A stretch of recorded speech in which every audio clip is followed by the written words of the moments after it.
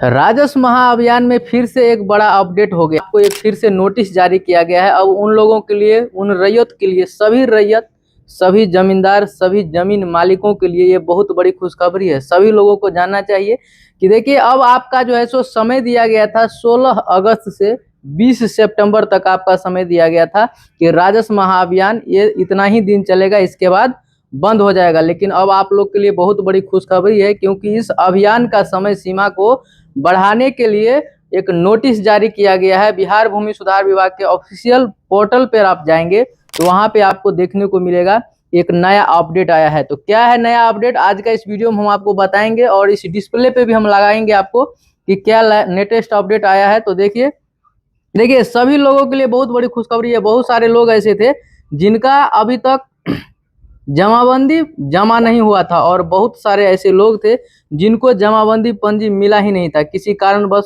बहुत सारे लोग का कहना था मेरा पटीदार ले लिया, नहीं दे रहा है। दूसरा कोई गया बोल दिया हाँ मेरा दादा है, ले जाके घर में रख लिया, उसको जमाबंदी पंजी दे ही नहीं रहा था।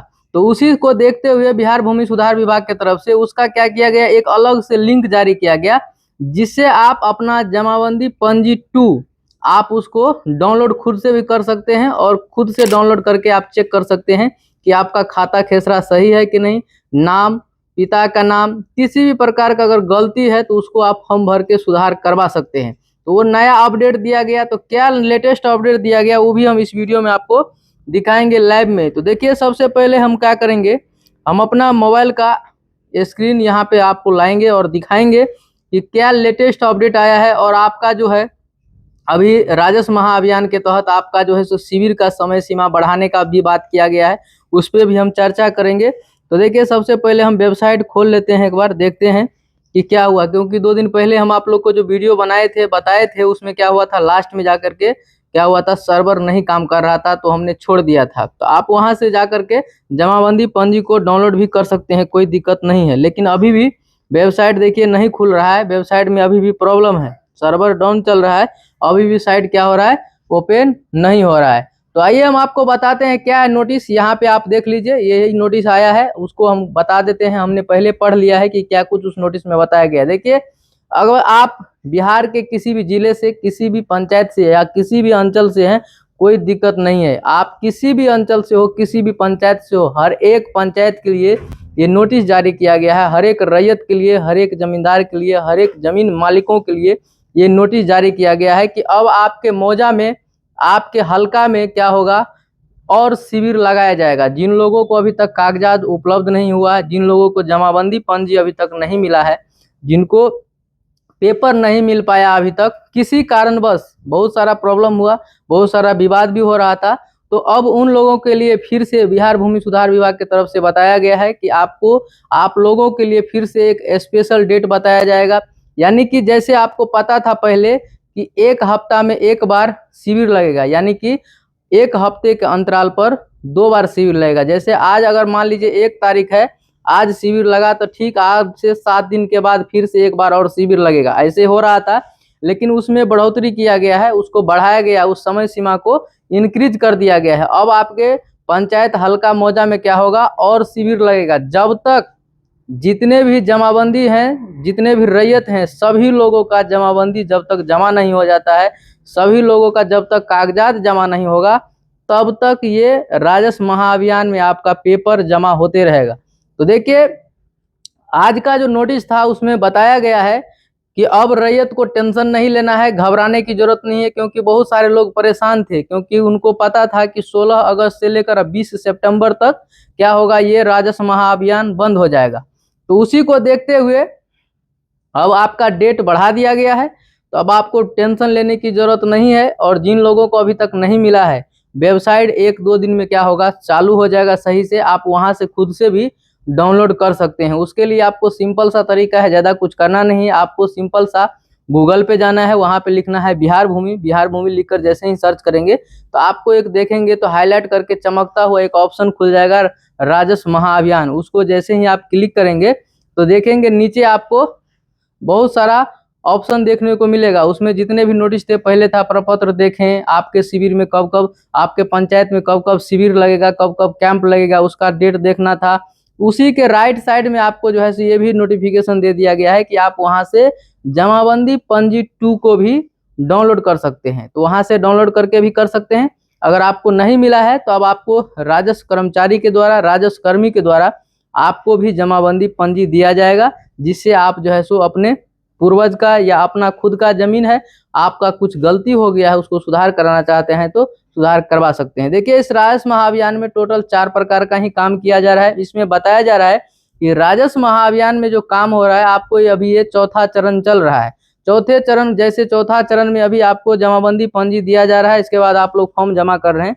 इसके बाद जो पेपर लिया जाएगा, जो आप फॉर्म जमा करेंगे, वो फॉर्म जमा होने के बाद चला जाएगा सारा फॉर्म अंचल कार्यालय। अंचल कार्यालय में जो 5वां चरण का काम होगा, उसमें सारे पेपर को अपलोड किया जाएगा, अपडेट किया जाएगा, यानी कि जिनका भी प्रॉब्लम है उसको सुधार करने का काम किया जाएगा। तो अभी तक चौथे चरण का ही काम हो रहा है, जिसमें आपको फॉर्म दिया जा रहा है, आप उसके बाद फॉर्म को शिविर में जमा कर रहे हैं।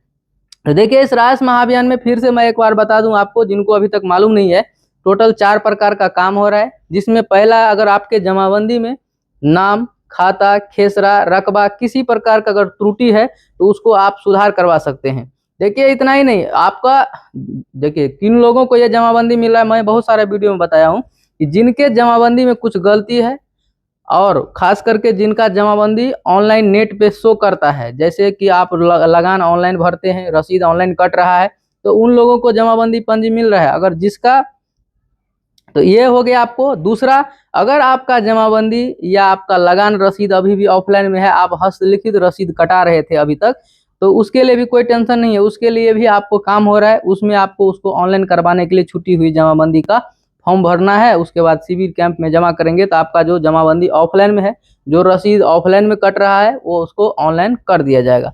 तीसरा जो काम है, जैसे मान लीजिए आपके पूर्वज के नाम से जमाबंदी है और आप चाहते हैं कि हम अपने नाम पे उसको ट्रांसफर करा लें, हम अपने नाम से करा लें, आपके पूर्वज का पिताजी, दादा, परदादा किसी के नाम से हो सकता है, तो उसको भी आप इस राजस्व महाअभियान में करवा सकते हैं।